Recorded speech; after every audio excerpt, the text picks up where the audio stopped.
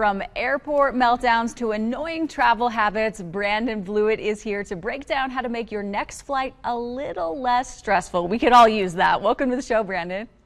Thanks for having me back. Great to be back. Great to see you. Now, how can we mentally prepare for air travel to avoid meltdowns that go viral? Because we see them everywhere.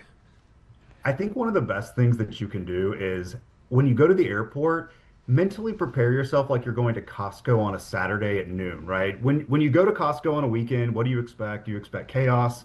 You expect there to be long lines to find a parking spot and for, maybe the shelves to be a little bit, less full than you would normally have it. Take that same approach. You're mentally prepared for, the line, to prepare for the chaos. It's a little more entertaining when you go in with that mindset rather than expecting it to be smooth sailing like you're shopping on a Tuesday afternoon when everybody's at work. That's so true. That is a really great mindset. And what are some of the 6 habits of highly annoying travelers from the book? Which ones are the worst and most repeat offenders?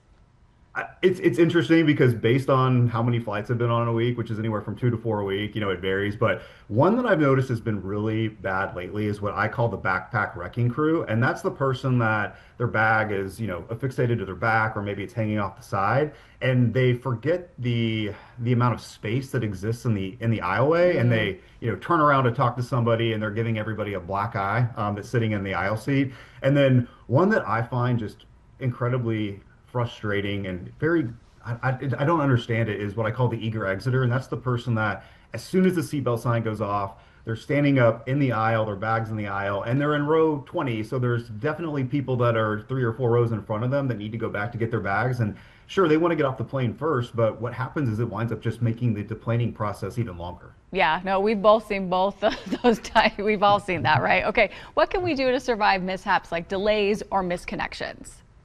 I think there's 2 things you can do. One is the night before, get sleep, stay hydrated, and then, make sure you eat something before you get to the airport. I find that when I've done those 3 things, I'm in a much better mindset. And so I'm going to solutions rather than unraveling. And I think the way to, solve for those is to get really familiar with the airline's app or their website. If you can be proactive and find alternative flight routes, a lot of times when you go up to a gate agent or a customer service representative and you have a plan of action, it's pretty easy for them to go ahead and type and execute the plan that you have, put forth for your adventure. Whereas if you're just complaining and whining and don't really have a solution, a lot of times it's hard for them to find that starting place. Yes, good point. Okay, Brandon, where can we go to follow you for more? On X, it's Brandon in the air. Same with Instagram, and then my website is brandonblewett.com. Okay, perfect. And we did a podcast with you, so if you want to hear more from Brandon, you can go listen to Fresh Off the Set. That has already been out, and it's a great one. Brandon, thank you so much for joining us today. Great to see you. Thanks.